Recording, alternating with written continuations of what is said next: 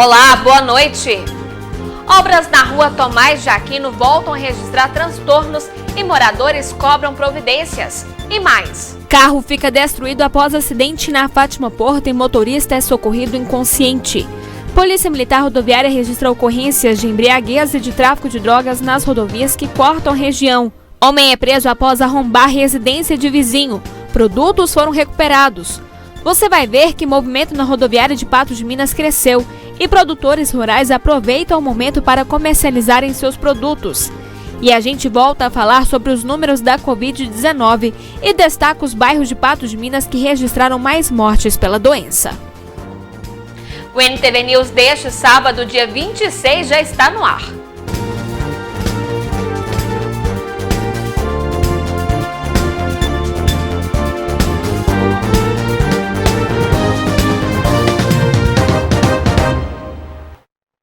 Um acidente foi registrado ontem à noite na Avenida Fátima Porto, aqui em Patos de Minas.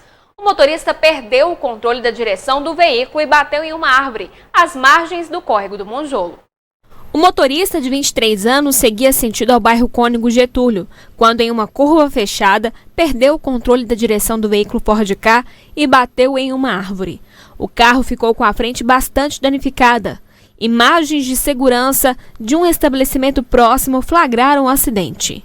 O condutor, que é habilitado, foi socorrido inconsciente com suspeita de traumatismo craniano e lesão na coluna. Foi necessária a ação dos bombeiros para desencarcerar o motorista. Segundo a ocorrência da Polícia Militar, foram localizadas latas de cerveja dentro do veículo, que estava com a documentação em dia. A Polícia Militar Rodoviária teve trabalho ontem à noite e registrou pelo menos 3 ocorrências por embriaguez na nossa região. A primeira ocorrência foi registrada no quilômetro 296 da BR-354, em Arapuá. O condutor de 28 anos, que estava em uma moto 150, fez o teste do bafômetro e o aparelho aferiu a concentração de 1,17 mg por litro. Ele foi autuado, preso e levado para a delegacia de Patos de Minas. A moto foi liberada. A segunda ocorrência foi registrada no quilômetro 325 da BR-354, na cidade de Rio Paranaíba.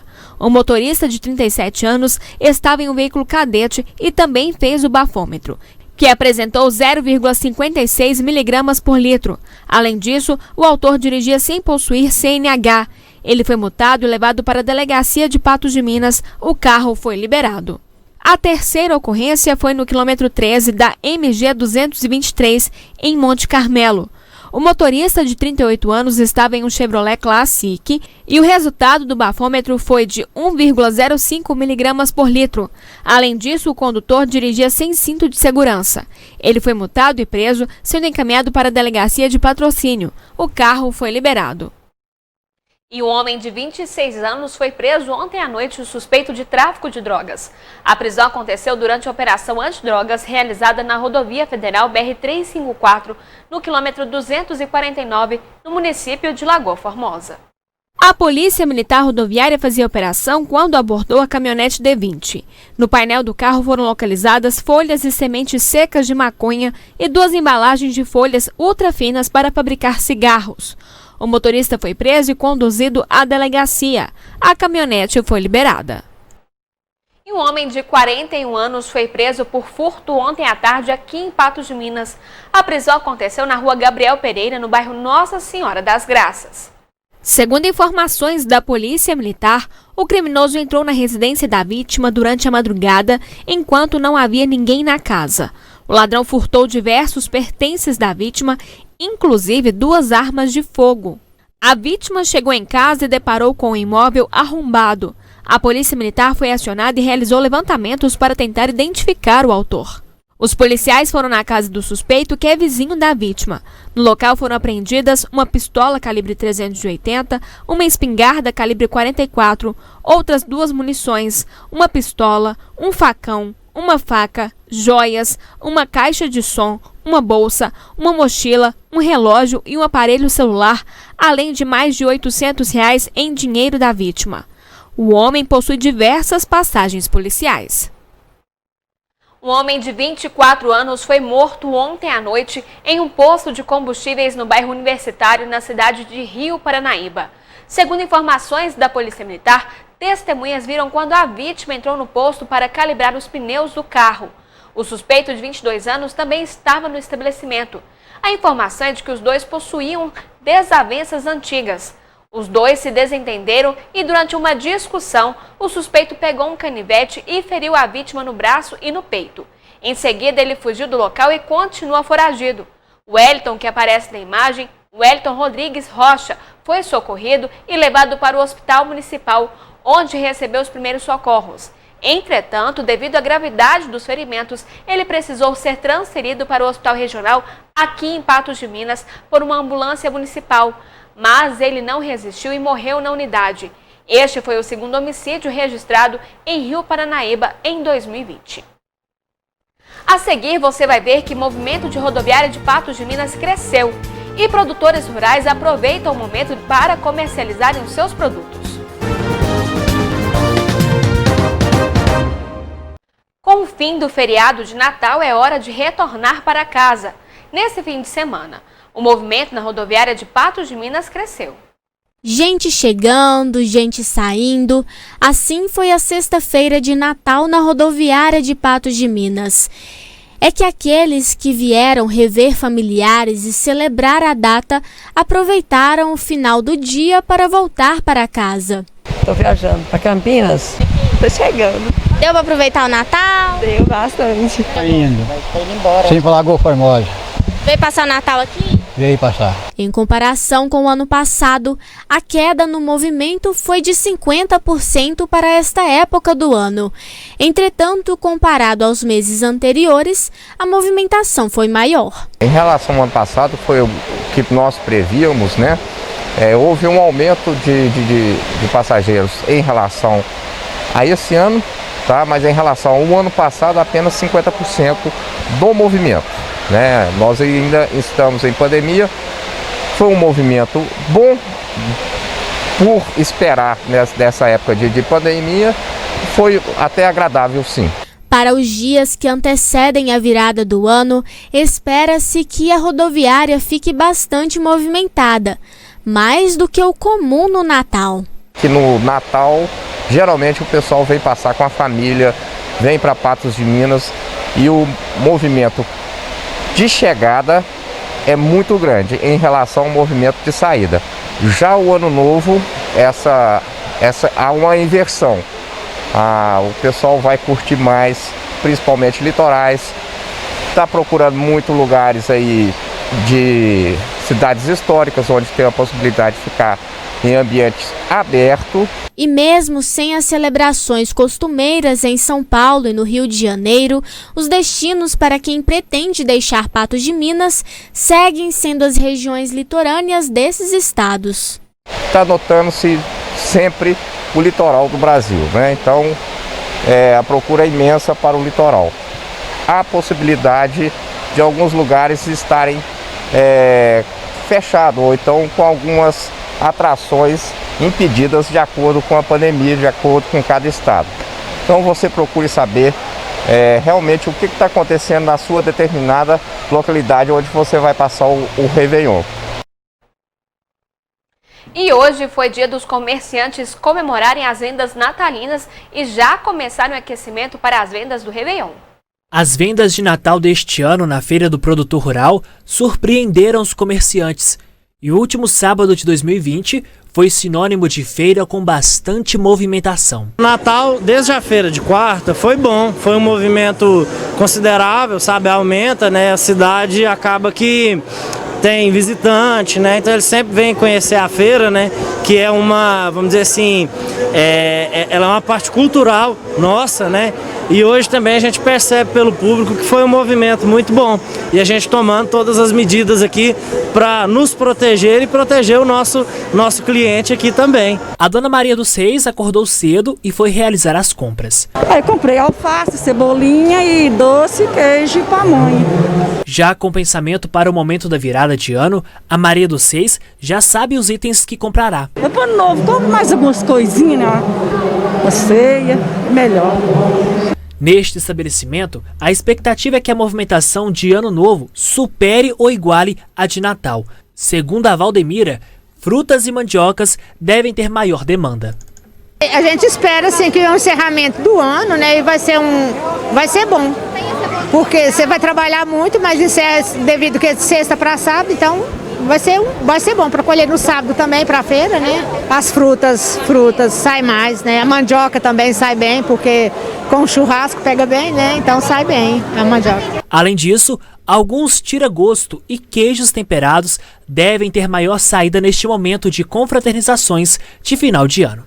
Então sai muito queijo, tudo que serve de tira-gosto, né, sai muito bem nessa época, né? Às vezes assim, o pessoal das folhas um pouco menos, mas tem a época do ano, né? Tudo tem sua época, né? Então a gente acaba que aumenta um pouquinho, amplia um pouco as vendas, né? Show de bola! A seguir, você vai conferir os números da Covid-19 em Patos de Minas, Minas Gerais e Brasil. E vai saber como observar os primeiros sintomas da doença em crianças. Um levantamento feito pelo portal de notícias Patos Já, com base nos dados publicados no painel Coronavírus, página mantida pela Secretaria Municipal de Saúde, mostra que as mortes pela Covid-19 foram registradas em 41 bairros e também em 5 localidades rurais de Patos de Minas. Veja só. Nesta reta final de 2020, os números que apontam as vidas perdidas para a Covid-19 aumentaram significativamente. Foram 10 óbitos ocorridos em novembro e neste mês de dezembro, o número de mortes chegou a 8 até a penúltima semana do ano. O primeiro óbito por Covid-19 ocorreu no final do mês de março, mas teve a confirmação divulgada no início de abril. Desde então, até o último boletim epidemiológico divulgado na quarta-feira, mais 96 pessoas perderam a vida para a doença em Patos de Minas, totalizando 97 mortes. Os dados mostram que 53,6% são homens e 46,4% mulheres.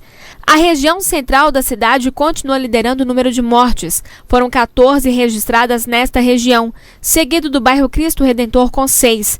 Nossa Senhora das Graças e Jardim Panorâmico com 5 óbitos cada e o bairro Santo Antônio com 4 mortes. Ainda houveram mortes no Boa Vista, Aurélio Caixeta, Morada do Sol, Padre Eustáquio, Lagoa Grande, Jardim Esperança, Alto Caiçaras, Nova Floresta, Planalto, Jardim Califórnia, São Francisco, Ipanema, Rosário, Abner Afonso, Bela Vista, Brasil, Várzea, Jardim Paulistano, Cerrado, Novo Sorriso, Sebastião Amorim, Ipanema 2, Caramuru, Antônio Caixeta, Cônego Getúlio, Novo Horizonte, Jardim Aquários, Valparaíso, Santa Luzia, Céu Azul, Caiçaras, Eldorado, Alto Colina, Cidade Jardim, Sobradinho, Nossa Senhora de Fátima, localidade de Major Porto, localidade de Alagoas, área rural de Major Porto, área rural de Santana de Patos e área rural da Fazenda Barreiro. E a última atualização dos números no painel Coronavírus, feita pela Prefeitura de Patos de Minas, foi na última quarta-feira, dia 23. São 4.062 casos confirmados e 97 óbitos. Mas o número de patenses internados pela doença foi atualizado hoje. São 22 internados em leitos clínicos e 6 em leitos de UTI. Já o número de pessoas da região internadas em Patos de Minas em hospitais públicos e privados são 35 em leitos clínicos e 10 em leitos de UTI. De acordo com o boletim epidemiológico do estado, divulgado hoje, são 522.331 casos confirmados e 11.585 mortes em Minas Gerais. E dados de ontem apontam que são 7.448.560 casos confirmados no Brasil e 90.488 mortes. A seguir, você vai ver que criança de apenas 3 anos em Belo Horizonte é diagnosticada com Covid-19.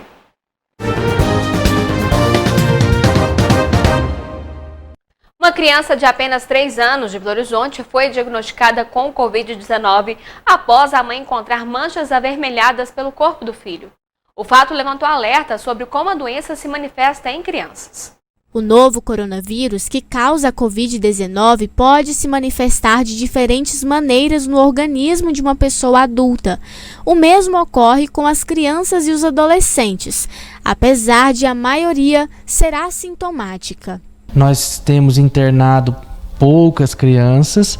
As crianças apresentam sintomas mais leves, tem muitas crianças assintomáticas, assim como os adultos, mas as crianças, muitas são assintomáticas. Tem casos leves, quadros assemelham a quadros gripais, com coriza, obstrução nasal, uma tosse, uma febre.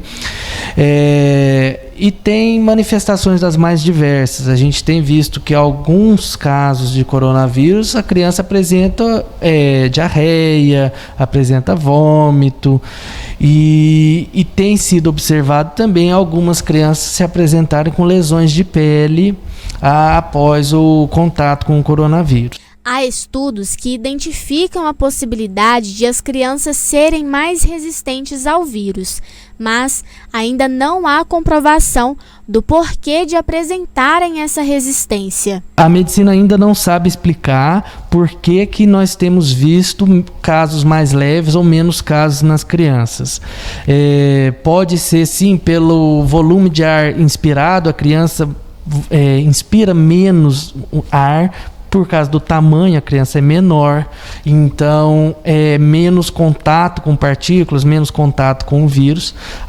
Esse ano todo as crianças ficaram longe das escolas, então elas estão tendo menos contato com outras crianças, e isso tudo tem mostrado. Tem relação também já pesquisada a respeito do aleitamento materno, então as crianças que amamentam o leite materno também providencia alguma imunidade referente ao coronavírus, então as crianças pegam bem menos essa infecção, mas carece de mais estudos para a gente poder afirmar que de fato a criança tem uma resistência ao coronavírus.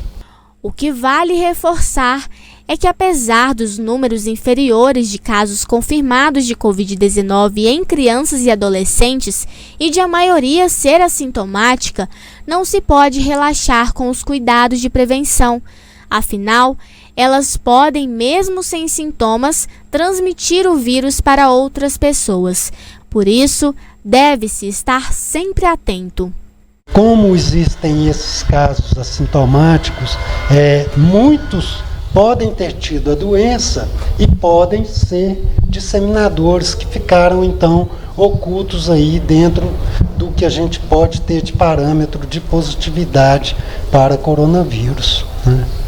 Os cuidados devem ser mantidos, as medidas de isolamento social são importantes, a limpeza das mãos o tempo todo, o álcool gel, água e sabão, manter o uso da máscara. As máscaras, a gente reforça que em crianças menores de 2 anos a recomendação ainda não é usar a máscara. Em crianças maiores ela deve usar a máscara, mas a criança precisa ser orientada, e os pais também, que não adianta usar a máscara se ficar com a máscara suja, com a máscara úmida, se ficar mexendo o tempo todo na máscara, tirando e colocando, a mãe tendo que ajustar essa máscara o tempo todo, acaba por ser também um potencial fator de contaminação. A pandemia da Covid-19, além do perigo mortal que ela representa, evidenciou diversas vulnerabilidades sociais. Uma das populações mais atingidas foi a de idosos. 80% das mortes no nosso estado se deu em pessoas com mais de 60 anos. Sendo que a média de idade dos óbitos confirmados foi de 71 anos. Certamente o envelhecimento deve ser uma preocupação cada vez maior de todos nós. No Brasil, aproximadamente 28 milhões de pessoas são consideradas idosas, cerca de 14% da população. Um grupo bastante diverso que viu o próprio envelhecimento mudar a percepção sobre a vida.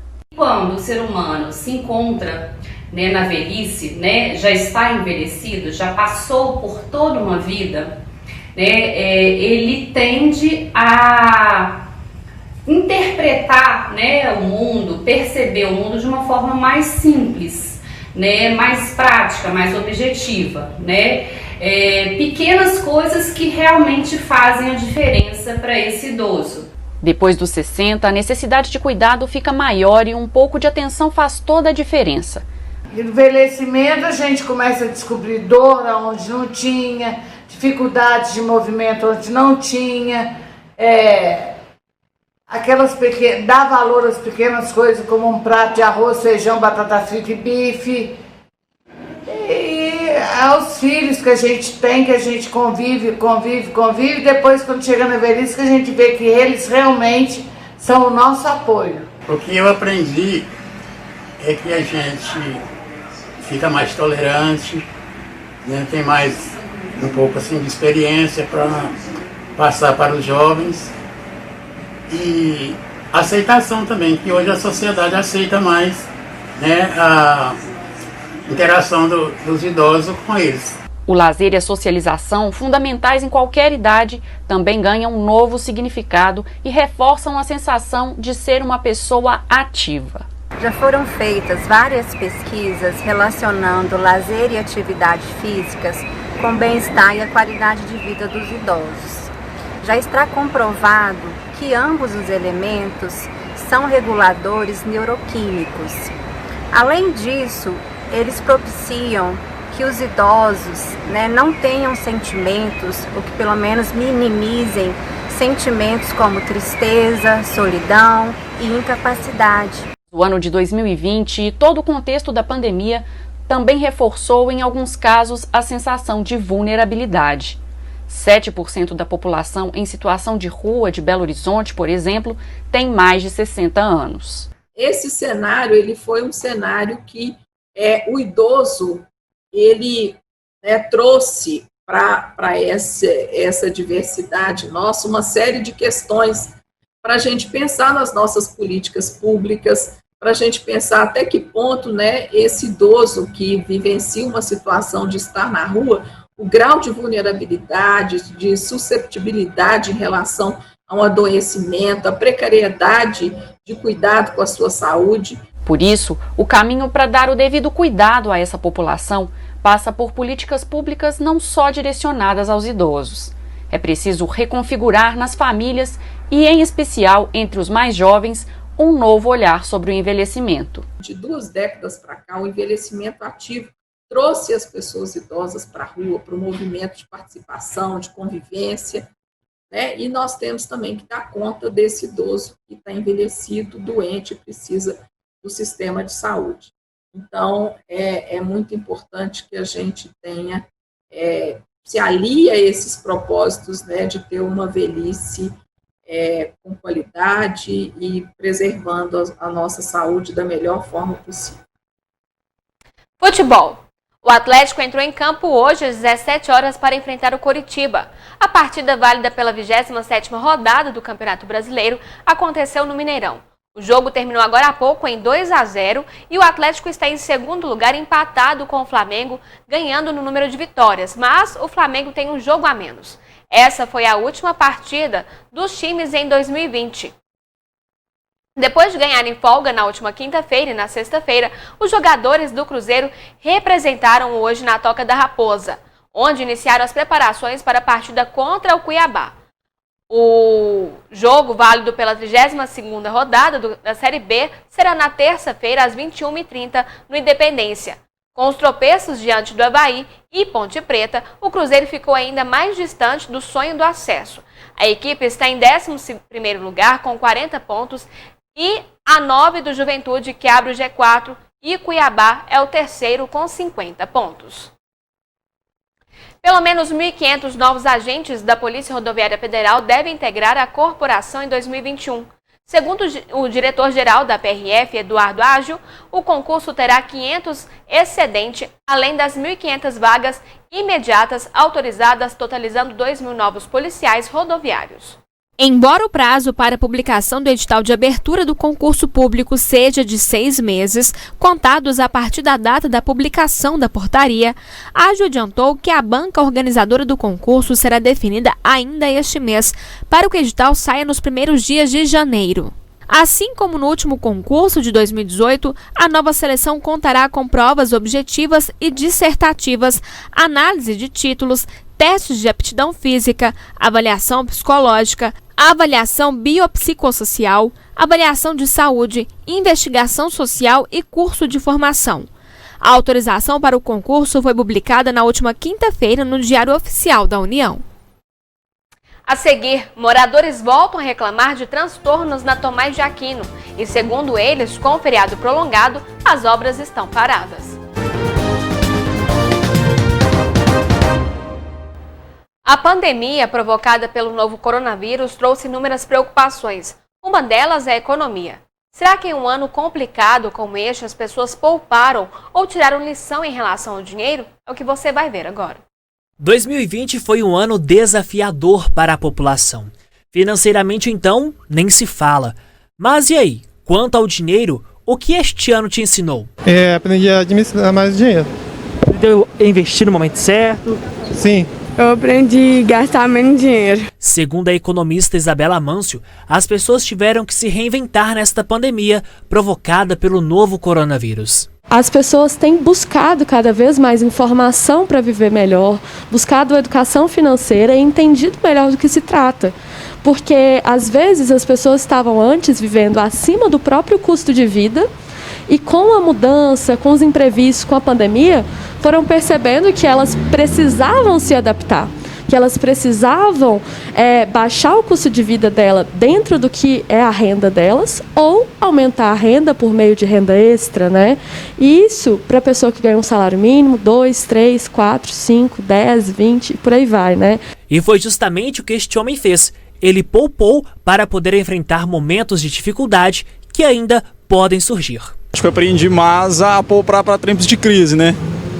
Vamos deixar como se diz, no tempo de vaca gorda, a gente tem que deixar uma economiazinha para poder passar os tempos de vaca magra.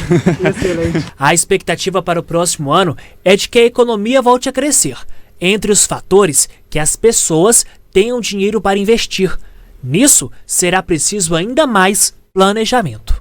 Na hora do investimento, a gente consegue ver nitidamente nos gráficos da bolsa e tudo mais, né? Bem no inicinho da pandemia, foi aquele mar vermelho, né? Foi por causa da questão das expectativas. A gente não imaginava o que seria a pandemia. Tanto é que, bem no inicinho, foi um momento maior de desespero, né? À medida que as pessoas foram entendendo do que se tratava, como seria, e que aquele resultado era fundo somente de uma expectativa e não de resultados, foi se adaptando, foi delineando um caminho melhor, até que vieram realmente os resultados que não estavam tão bons, caiu de novo o investimento e depois foi caminhando novamente. No momento, a gente está num momento de investimento em que a bolsa está subindo, os pontos, tudo mais, né? Muito melhor do que em março e muito melhor do que em agosto. Então, a gente está delineando um caminho melhor. Eu acho que um grande ensinamento desse ano foi que imprevistos vão acontecer. Sendo uma pandemia ou sendo outra coisa, sendo um carro quebrado, sendo alguma coisa da saúde, um mecânico, sempre vão acontecer e a gente não sabe quando nem a dimensão deles. E eu acho que as pessoas estão caindo a ficha disso, dessa questão dos imprevistos e buscando mais planejamento financeiro, formar sua própria reserva, né, entender o que é essencial na vida delas, delinear prioridades. E o que a gente pode esperar daqui para frente é que a gente não tem controle de tudo. A gente não sabe se o auxílio emergencial vai durar 1 ano ou 2 anos, se a vacina chega mês que vem ou no próximo semestre. Então, a gente se preparar cada vez mais. Eu vi pessoas falando assim, o que eu aprendi com 2020 é que os planos não se realizam da forma que a gente imagina, então não faça planos. Pelo contrário, é muito melhor você fazer um plano e depois adaptar o plano do que você não ter plano nenhum e vir uma avalanche dessas e você não ter nem o plano A, nem o plano B, não ter nada, né? Então é muito melhor estar preparado, mas consciente dos imprevistos. Mais uma vez, moradores da Tomás de Aquino reclamam dos transtornos de uma obra que está sendo realizada na via. Segundo eles, os trabalhadores estão parados e o local está interditado.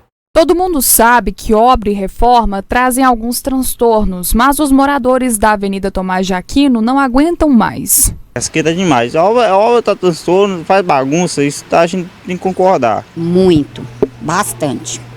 Aqui eu já fiquei sem luz, já fiquei sem água, já fiquei sem internet, tudo causa da obra. Olha, tem 2 meses que eles estão num quarteirão aqui.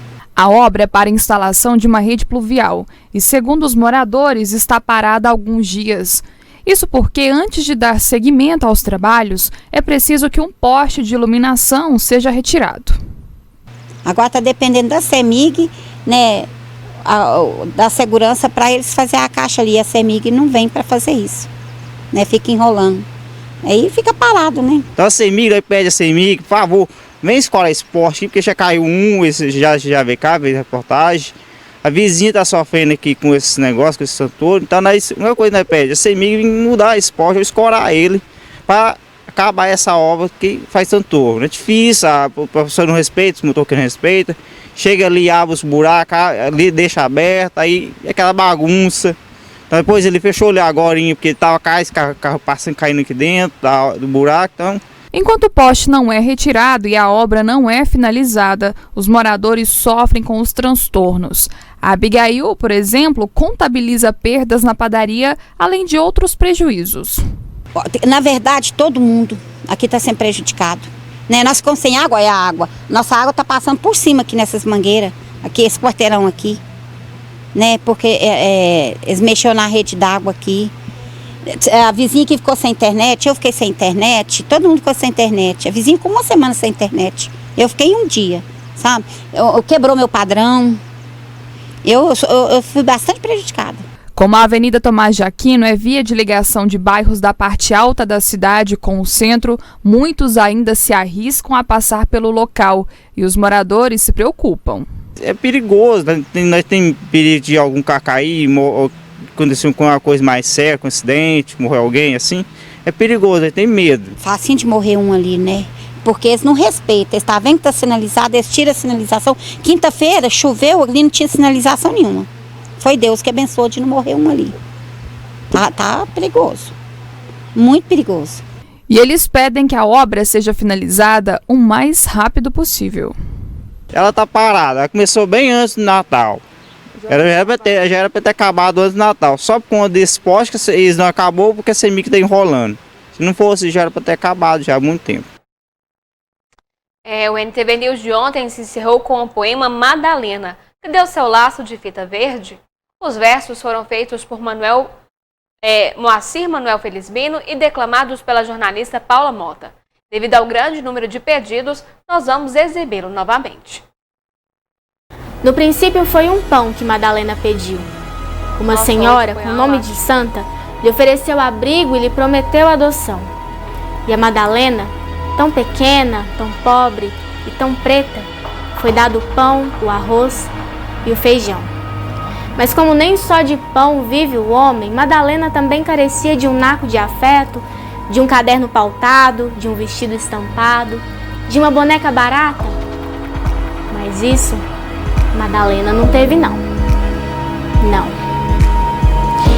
E o que recebia Madalena dessas mãos tão generosas, dessa gente caridosa, dessa família tão bondosa? Durante 1 ano, 2, 15, 18, 21, 33, 38 anos seguidos, Madalena recebia muito chão para polir, panela para arear, roupa para alvejar, privada para assear. Mas então Madalena não tinha carteira anotada, não recebia salário, não obedecia horário, não viajava, não ia ao matinê, não brincava, não amava, não tinha um laço de fita para enfeitar o vestido? Ah, nada disso Madalena não tinha. Não. Madalena era da família, uma peça da mobília, uma amada, uma criada, uma coitada. E na ciranda da vida, Madalena encontrou em Jesus um pouco de luz. Orava, confessava e comungava. Lá na Bíblia, Madalena seguiu Jesus. E logo ali adiante, Madalena carregava sua cruz. Madalena arrependida dos pecados dessa vida. E Madalena era feliz? Madalena nem sabia o que essa palavra diz. Mas na casa dos Rigueiras, uma arenga se fez. O velho deu de implicar com a beata Madalena. Enredava, cavacava, resmungava.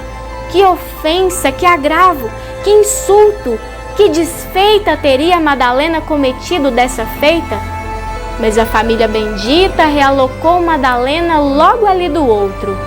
Madalena foi viver em um quartinho apertado, no apartamento bonito do Rigueira Filho Amado. Madalena, solitária, precisava de um par. Madalena, aventurosa, precisava se casar. E a família, reunida num conluio de arrepiar, escolheu entre os parentes o consorte de Madá. Um corajoso soldado que na Segunda Guerra lutou foi o marido escolhido para desposar Madalena. Oh, que bendita união, que amor tão consagrado, que arranjo tão descarado, que pensão tão cobiçada, que morte tão celebrada. O morto, o ex-combatente, o marido tão ausente que a viúva Madalena falta dele nem pressente. A família consoladora, com artimanhas do cão, expropria de Madalena a cobiçosa pensão. Mas não seria fofoca esse enredo de novela? Afinal, essa família se alimenta de hóstia benta consagrada na capela? Um dia, sem aviso prévio, toda a trama é descoberta. A união, o amor, o afeto e a carícia sonegados a Madalena vira caso de polícia. Rigueiras encantoados, Madalena falando, Madalena sonhando, Madalena brincando com sua boneca imaginária.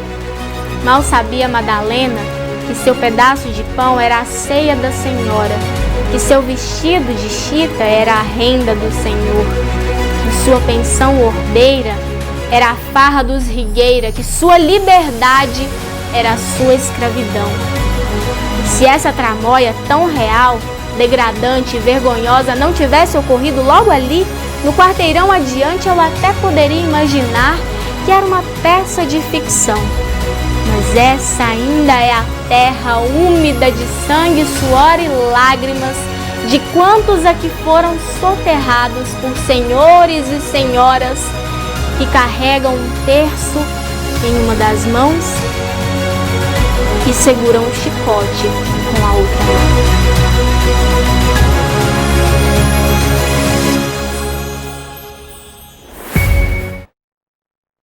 E assim o NTV News de hoje fica por aqui. Mais informações no site patojá.com.br.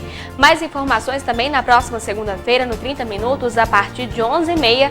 E a gente volta a se encontrar também na segunda-feira, a partir de meio-dia, no programa Gui Boaventura. Até lá!